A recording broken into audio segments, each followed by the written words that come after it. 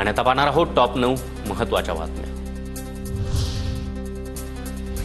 केंद्रीय गृहमंत्री अमित शहांची 26 मे रोजी नांदेडमध्ये सभा, मात्र शहांच्या सभेवर पावसाचं सावट। हवामान खात्याकडून येलो अलर्ट जारी, भाजपकडून सभेसाठी वॉटरप्रूफ मंडप टाकून जय्यत तयारी सुरू।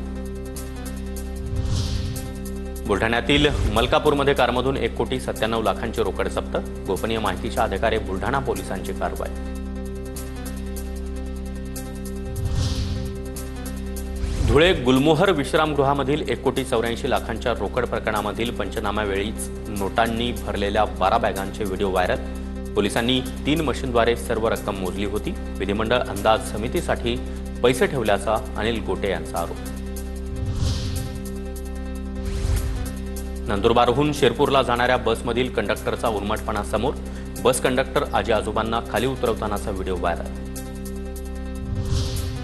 कल्याण डोंबिवली टिटवाळा शहर परिसरामध्ये मंगळवारी पाणीपुरवठा बंद। मंगळवारी सकाळी 9 ते सायंकाळी 5 वाजेपर्यंत पाणीपुरवठा बंद राहणार। एडीएमसीच्या पाणीपुरवठा विभागाच्या कार्यकारी अभियंत्यांची माहिती।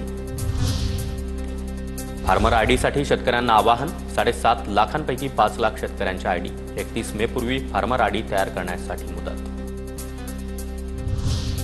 रत्नागिरी जिल्ह्यामधील मत्स्य उत्पादनामध्ये 3,396 मेट्रिक टनची वाढ। अवैध मासेमारीवरील कडक कारवाई, दिवसभरामध्ये गस्त प्रभावी ठरली। मत्स्य व्यवसाय आयुक्तांची माहिती। कॅबिनेट मंत्री दत्तामामा भरणे यांचा पुतण्याच्या हळदीमध्ये पत्नीसोबत डान्स, सोशल मीडियावर भरणेंच्या डान्सचा व्हिडिओ चांगलाच व्हायरल।